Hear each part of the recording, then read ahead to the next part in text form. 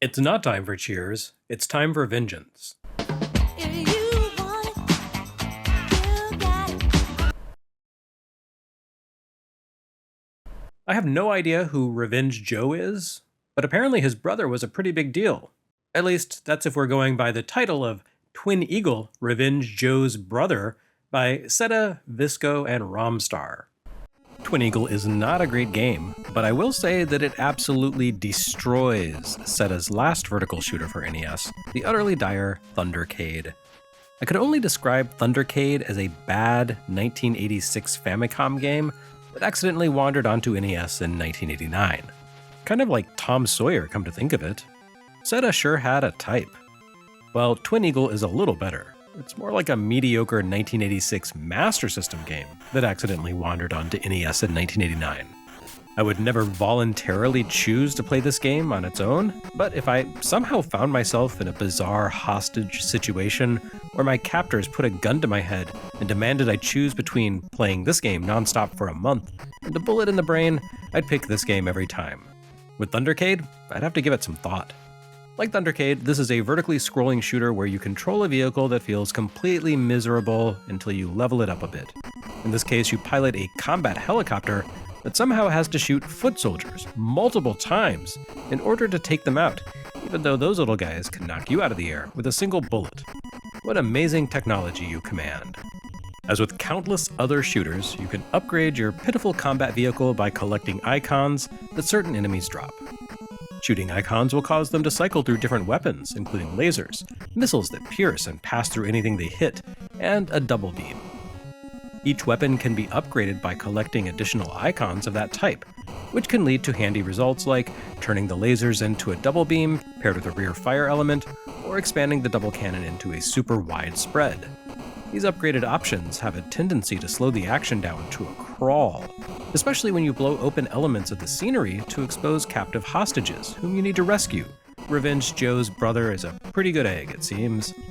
Maybe that's why it's so hard to hold on to weapons for long. The developers of Twin Eagle knew that making your chopper too powerful would destroy the NES hardware, so they stacked the deck against you. There appears to be no real taxonomy to which enemies will drop an icon, though the same ones appear to release icons each time you play. Enemies always appear in the same place every time, and they will shoot a bullet at you, the same spot, in their patterns. If you die, you'll lose all of your power-ups, including speed boosts and screen-clearing smart bombs, which means that you really can't afford to die. In other words, it's the kind of shooter where the developers have baked memorization into the design on a fundamental level. If you like that kind of thing, great. On the other hand, if you're more into the dynamic patterns of a Xevious or Zanuck, well, tough luck. Twin Eagle hates you and wants you to feel bad about life. You can, I think, pretty easily clear this game if you play it endlessly and develop muscle memory for where bad guys spawn. It's a game designed for people who have a lot of time and patience for a certain kind of repetition. Case in point, I used a cheat code for some of this footage in order to retain weapon upgrades after death. But by that point, I'd muddled through the first couple stages enough times that I had the patterns locked in, and ended up not needing the code. At least, not until I got into new areas with new spawn and new bullet patterns. Does Twin Eagle reward all of that memorization effort? Not really. It's a very repetitive shooter with only half a dozen enemy types, only 4 stages, and 0 boss battles. The closest it really comes to a boss is the fortress at the end of the final stage, which you defeat by shooting 2 specific panels on the roof until they explode, while dodging incoming traffic. So really, it's not that much better than Thundercade, except on a technical level. We can credit that, I suppose, to the fact that Twin Eagle appears to have been ported to console from arcades not by Micronix, but rather by a company called Visco. I am basing this claim on the developer credits on GameFAQs and the fact that several stages in Twin Eagle include signs reading VISC, which you can blow up. I don't know, Visco, I don't love this game, but maybe that degree of self-flagellation is taking things too far. Despite the slowdown when the action heats up, Twin Eagle performs pretty well. It even supports cooperative play, unlike Thundercade, so boo once again on Thundercade. The controls feel pretty tight and the hitboxes aren't the worst I've seen. And the game looks pretty respectable too, with graphics that don't quite hold up to something like Guerrilla War, but at least they feel like they belong in the same class of release as, say, Jackal. Maybe I'm just making mental Konami connections because of the art style. Twin Eagle uses a very Konami-like approach to color palettes, including a lot of enemies rendered entirely in gray, like pewter figurines, a look common in Konami NES games, especially the ones ported from MSX.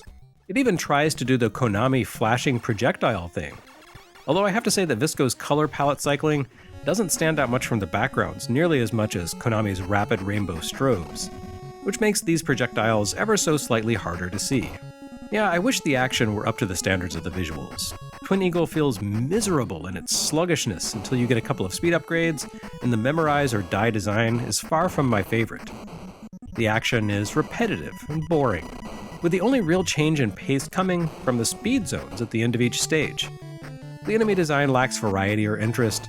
There are fighter jets that behave very slightly differently based on their color, helicopters, little army guys, gun batteries, and, worst of all, air-to-ground missile launchers whose projectiles fly around and remain on screen for a dangerously long time. It's fine, I suppose. With SNK dropping out of the vertical military shooter space, I guess there was a vacuum developing for games like this on NES. And what better justification for the existence of a game could there be than, there's a hole at retail that's gotta be filled. For whatever reason, plenty of publishers thought that it would be a good idea to take complex, realistic, technical flight simulators from DOS and stick them on NES back in the day, despite that being a terrible idea with unsatisfying results. Thankfully, Stealth ATF is not one of those games, despite outward appearances. After all, the entire point of a flight sim is realism, and based on the cover art, there is very, very little about Stealth ATF that is realistic. This is not Microsoft Flight Simulator, this is Top Gun, which is what I mean by outward appearances. Stealth ATF features a big, bold image of the Lockheed SR-71 Blackbird stealth jet on its cover, launching a pair of missiles at the viewer. There's your giveaway right there that something is amiss. The Blackbird was an iconic military plane in the 1980s, almost as famous as the ubiquitous F-14 Tomcat, but it was decidedly not a combat plane. Lockheed did not in fact put any kind of offensive weaponry on the Blackbird. The entire point of the plane was stealth and reconnaissance. To avoid detection, and if that failed, to fly so fast that incoming weaponry couldn't hit it. In that respect, it was a famous success. During their decades of service, Blackbirds were only ever lost to mechanical failure, not anti-air weapons.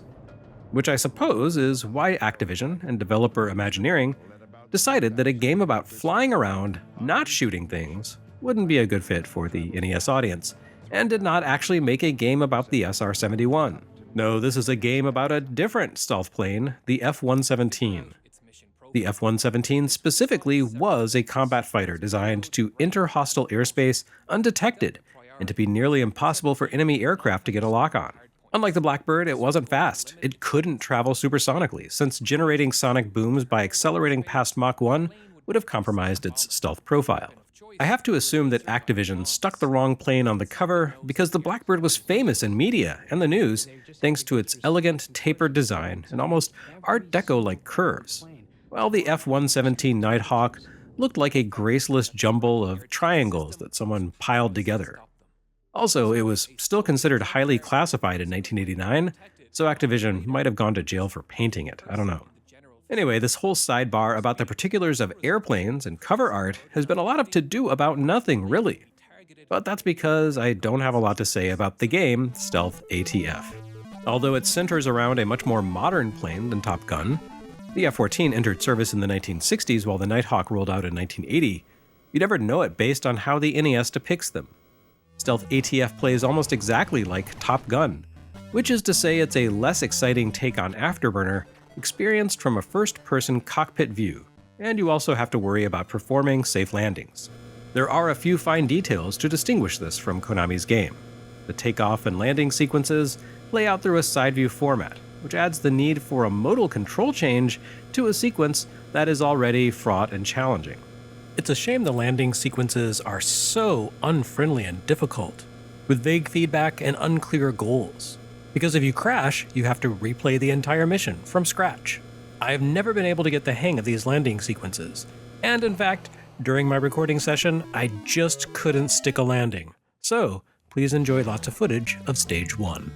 You can perform loops here too, in order to evade enemies. And you have a stealth mode that you can activate once per mission in order to break enemy radar lock, for all the good that that does. As in all of these 8-bit military aerial combat games, the enemies in Stealth ATF will shoot you down when the CPU decides that you should be shot down, which is a lot of the time in the higher missions. Unlike in Top Gun, there are far more than 4 missions to complete here. Also, unlike in Top Gun, they don't really vary their objectives and details. You don't need to take out surface-based enemies or engage naval foes. You don't need to bomb enemy installations. You just fly around and shoot down growing numbers of increasingly deadly airplanes. The scenery changes very slightly, mainly shifting color palettes and textures. If you're over blue, you're flying an ocean mission.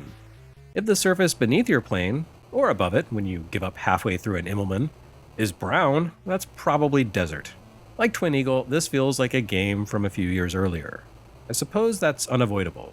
Imagineering was just getting a handle on the NES hardware at this point, so it's probably unfair to expect them to have cranked out a combat fighter that plays as smoothly as the work by the pros at Sunsoft. It is a little rough to think that an unlicensed port of a Sega game shipped around the same time as Stealth ATF and absolutely spanks it. But to my knowledge, this is the first NES game by Imagineering, so baby steps here. Anyway, despite the corrosive effect that the contrast between Afterburner for NES and Stealth ATF had on the seal of quality emblem that exclusively adorned licensed games, Nintendo doubled down on this one. The company's European branch would publish Stealth ATF as a first-party release the following year. Weird to imagine a time where you could ship a game emblazoned with visual symbols of US military power in Europe, and European gamers would say, "Great, bring it on." But then I suppose this entire episode is about the good old days. Not just 1989, but also 1986 and 87, which is really where Twin Eagle and Stealth ATF belonged.